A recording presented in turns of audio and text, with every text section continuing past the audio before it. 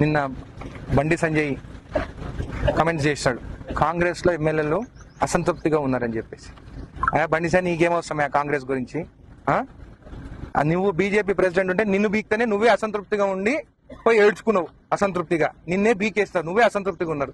ఇంకోటి అడుగుతున్నా, మీ 8 మంది బీజేపీ ఎమ్మెల్యేలు ఉన్నారు, వాళ్ళు కూడా అసంతృప్తిగా ఉన్నారు. నేను చెప్తున్నా, మీరేమైనా నిధులు ఇచ్చినారా? దాని గురించి కొట్లాడక మా కాంగ్రెస్ పార్టీ మా ఎమ్మెల్యేల గురించి నీకెందుకే?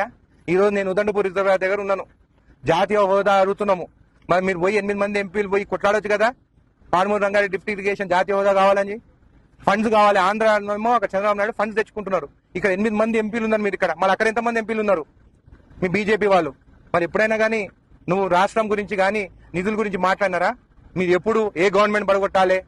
అరే ఏ గవర్నమెంట్ పడగొట్ట మీకు ఎందుకే? ప్రజల తీర్పు కాంగ్రెస్ ప్రభుత్వం, రేవంత్ రెడ్డి గారు సర్కారు. మా ప్రభుత్వం ఉంటుంది, ఇంకా 10 ఏళ్ళు రేవంత్ రెడ్డి గారు సీఎం గా ఉంటాడు. నీకేమైనా ఇబ్బందిగా ఉందా? మీ బీజేపీ వాళ్ళకి ఈ పనులు తప్ప వేరే ఏం లేవు. ముందు పోయి మీరందరూ పోయి నిధులు ఎట్లా తీసుకురావాలనో కొట్లాడండి, దానిపైన దృష్టి పెట్టండి. అసంతృప్తి మీ ఎమ్మెల్యేలు ఉన్నారు, మీరు అసంతృప్తిగా లేరా? మీరు ఇప్పుడు బీఆర్ఎస్ బి టీం లాగా పనిచేస్తున్నారు. జాగ్రత్త, ఇంకోసారి మా ఎమ్మెల్యేల గురించి కానీ అసంతృప్తి ఉన్నారని మాట్లాడితే. Subscribe us and press the bell icon for more interesting updates.